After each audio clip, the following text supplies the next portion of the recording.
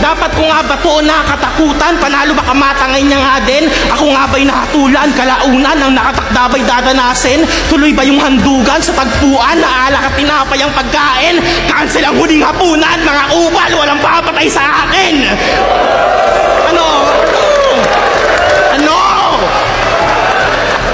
Sa dami ng hiwang tatanggapin mo ngayon, di yan kakayanin ng gasa.